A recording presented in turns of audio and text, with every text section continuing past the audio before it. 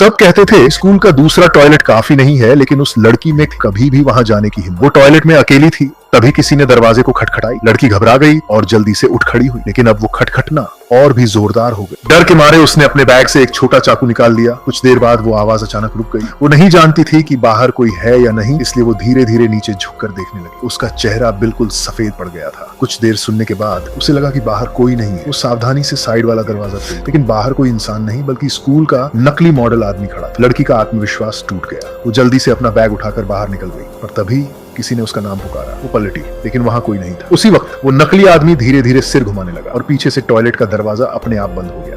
लड़की घबरा गई और दरवाजा पीटने लगी। अचानक वो नकली आदमी गायब हुआ। वो इधर उधर देखने लगी, लेकिन तभी उसके पीछे से ठंडी हवा का झोंका आया। कुछ समय बाद लड़की को अस्पताल भेज दिया गया। उसकी कहानी पूरे स्कूल में फैल गई। सब उसी घटना के बारे में बातें करने लगे, लेकिन नई ट्रांसफर स्टूडेंट रिंकी को इसमें कोई दिलचस्पी नहीं थी। सबको लगा शायद रिंकी को स्कूल की अफवाहों का पता नहीं, इसलिए एक क्लासमेट ने बताया, सुना है वो नकली आदमी हर शाम 6 बजे स्कूल में घूमता है। यह सुनकर रिंकी पहली बार थोड़ी जिज्ञासु क्लास में बैठी वो खिड़की से बाहर उस नकली आदमी को देखने लगी, लेकिन तभी कुछ ऐसा हुआ कि वो भी हैरान रह गई। ये क्या है? रिंकी को कोई डर नहीं लगा, क्योंकि वो आम स्टूडेंट जैसी नहीं थी। उसे इंटरनेट पढ़ना, अजीब चीजें कलेक्ट करना और पेड़ों में फंसे फूल पौधों को निकालना बहुत पसंद। रिंकी की क्लासमेट प्रिया उसकी दोस्त बनना चाहती थी। उसने कहा, रिंकी स्कूल में फिर से उस नकली आदमी का मामला हुआ है। आज रात डांस रूम में किसी ने बिना सिर वाला नकली आदमी देखा। सबको लगा वही पुराना नकली आदमी फिर से घूम रहा, लेकिन रिंकी को इस पर शक था। घर पहुंचकर उसने अपने बैग से नकली आदमी का सिर निकाला। असल में वो सिर उसने ही चुराया था। वो जानना चाहती थी कि ये नकली आदमी असली है या किसी ने बनाया है। उसने सिर को तोड़कर देखा।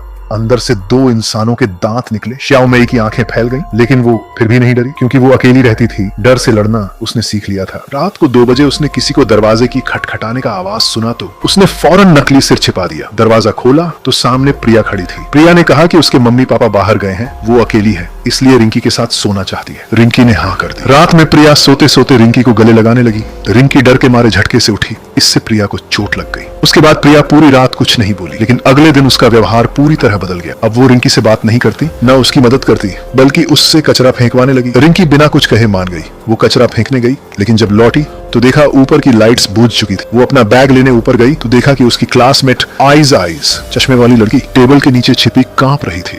आइज बोली, रिंकी, जब तुम कचरा फेंकने गई थी, हम तीनों, मैं, प्रिया और लॉन्ग हेयर सिस्टर, मिलकर तुम्हें डराने का मजाक कर रहे थे, लेकिन तभी क्लासरूम के दोनों दरवाजे अपने आप हिलने लगे। कोई बाहर से जोर जोर से पीटने लगा। लॉन्ग हेयर सिस्टर बाहर देखने गई, पर अगले ही पल दरवाजा खुद खुल गया। वो डर कर भागी और उसी वक्त वो नकली मॉडल अंदर आया। वो प्रिया को पकड़ कर ले गया। अब सिर्फ मैं यहाँ छिपी हूँ। रिंकी ने ये सुना और सीधे डांस रूम की ओर दौड़ पड़ी। वहाँ उसने देखा नकली आदमी के कपड़े फटे हुए हैं और कोई उसकी पीठ उसकी ओर करके नाच रहा है। जब वो पलटा, वो प्रिया थी। असल में भूत का साया कुछ नहीं था। वो तीनों लड़कियां, प्रिया, लॉन्ग हेयर और आइज मजाक में रिंकी को डराना चाहती थी, पर उनका मजाक भयानक साबित हुआ। रिंकी डर कर खिड़की से गिर गई और मर गई।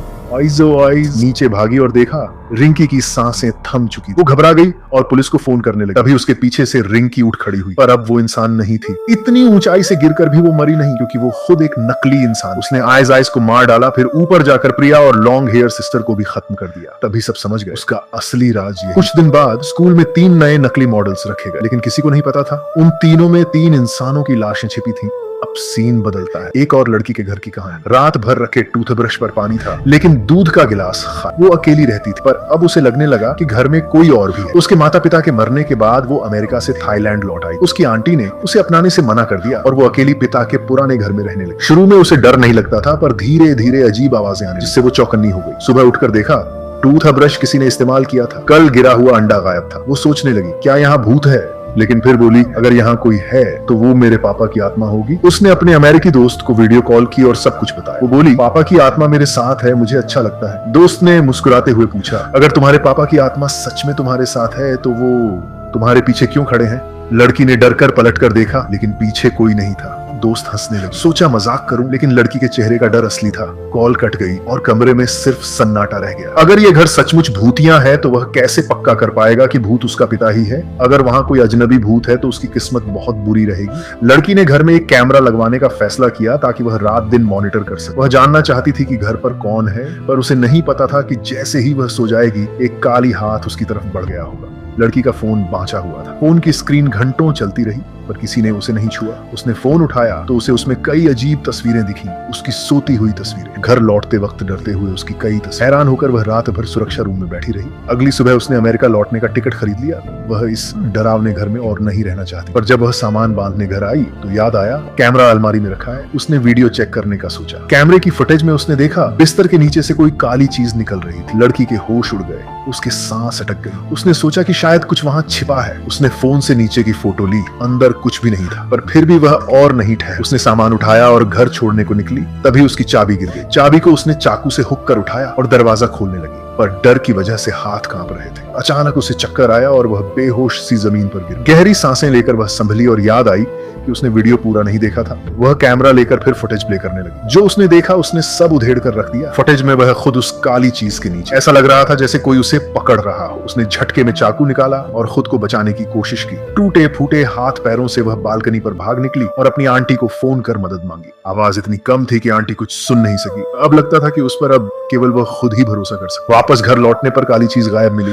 वह हर जगह ढूंढने लगी। भाई उसका लक्ष्य साफ था, इस चीज से छुटकारा पाना। जब वह वहां पहुंची जहां उसके पिता पहले रहते थे तो एक सच्चाई सामने आई। काली चीज भूत नहीं, इंसान थी। वह वही बूढ़ा आदमी निकला जिसने लंबे समय से इस घर में रहना शुरू कर दिया था। उसकी शक्ल भयानक थी और व्यवहार अजीब। थोड़े दिनों बाद उस बूढ़े आदमी की मौत हो गई, पर सच जानकर लड़की का डर कम हुआ। उसने जाकर लिविंग रूम में जोर से कहा कि वह भी उसी तरह तिरस्कृत रही है जैसे उसने देखा कि बूढ़ा अकेला पड़ा था। उसने कहा कि अगर बूढ़ा बाहर जाने को तैयार हो और उसे परवाह न हो तो वह उसके साथ विदेश जा सकती है। ये सुनते ही वह नरम हड्डी जैसा दिखने वाला आदमी बाहर आया। लड़की ने उसे एक सूटकेस दिया और वह खुद सूटकेस में घुस गया, यही सोचकर कि लड़की उसे साथ ले जाएगी। पर अगले साल क्या हुआ ये और भी भयानक था। सूटकेस से रक्त रिसने लगा। लड़की ने उसे पूरी तरह खत्म कर दिया और फिर वह अपने हाथों में सूटकेस उठाकर वहां से बिना मुड़े चला गया। जब वह बस पकड़ी तो थकी हुई थी और उसे कुछ पता न था। उस नरम हड्डी वाले आदमी का एक जुड़वा भाई भी था और वह अभी सामने ही था। तभी उसकी मौत के एक दोस्त ने अचानक उसे एक संदेश भेजा। 4 बड़े अक्षरों में लिखा था, तुम पक्के मर जाओगे। छुटपुट यादों की वजह से वह सन्न रह गया। कुछ दिन पहले ही छोटे छोटे झगड़ों पर उसका एक दोस्त सड़क पर दुर्घटनाग्रस्त हो गया। उस दिन गुस्से में उसने अपशब्द कहकर उसे श्राप दे दिया था कि वो कार से कुचला जाए। और अब दोस्त सचमुच नहीं रहा। उस झगड़े का वीडियो उसी दोस्त के कैमरे में था। कैमरा असल में स्कूल के लिए शूटिंग था, लेकिन दोस्त स्कूल नहीं आया और अब वही फुटेज स्क्रीन पर आ गया था। जब वह वीडियो दिखा तो पूरा क्लास उसे नापसंद करने लगा। सब सोचने लगे कि शायद उसी के कारण दोस्त मर गया। दफन के वक्त सब उसी पर टिप्पणियां करने लगे। बस एक लड़की जिनका नाम रिंकी था उसने उसका साथ दिया। दोस्त रंग को पसंद करता था पर रिंकी को वह पसंद था। उसने छोटे मोटे शब्दों में शांति दी, ये तुम्हारी गलती नहीं है, शायद किस्मत थी, और ये थोड़ी राहत दे गया। पर तभी उसे फोन पर एक संदेश मिला। दोस्त की प्रोफाइल फोटो बदल चुकी थी। अब वही फोटो थी जो दफन में ली गई थी, पर वह कौन बदल रहा था। वह और भी आतंकित हो गया। घर जाते हुए उसका मन कहीं और था। रिंकी ने उसकी बेचैनी देखी और बहादुरी करके बोली, इस दुनिया में भूत नहीं होते। अगर कोई भूत बनेगा तो वह सबसे पहले मेरे पास आएगा, क्योंकि मैं उस झगड़े वाली जगह पर भी थी। मुझे भी कुछ जिम्मेदारी है। वह उम्मीद करती थी कि उसके शब्द उसे हिम्मत दें, पर यह बात उसके लिए मुसीबत बन गई। फिर एक रात रिंकी को लगा जैसे पास उसे किसी की कदमों की आहट हुई। वह चौंक कर मुड़ी और जिन दृश्य को उसने देखा वह कभी नहीं भूल पाई। छोटे छोटे घटनाक्रमों में आगे पीछे होते हुए अमन और रिंकी की समस्याएं बढ़ती चली। झगड़े, शाप, अजीब संदेश और अचानक हॉस्पिटल का सीन। रिंकी समझ नहीं पा रहा था कि कौन उसका दुश्मन है। वह बार बार माफी मांगने की कोशिश करता, लेकिन उसके प्रयास कम असर दिखाते। आखिरकार वह सच उभरता है। दोस्त की मृत्यु, वीडियो के रहस्य और वे लोग जो अपनी कायरता या ईर्ष्या की वजह से कुछ ऐसा कर बैठते हैं कि उसका अंजाम किसी के भी लिए विध्वंसकारी बन जाता है। कुछ लोग बचे रहते हैं, कुछ न बच पाते हैं और कुछ जो जिंदा दिखते हैं असल में बहुत बदल चुके होते हैं।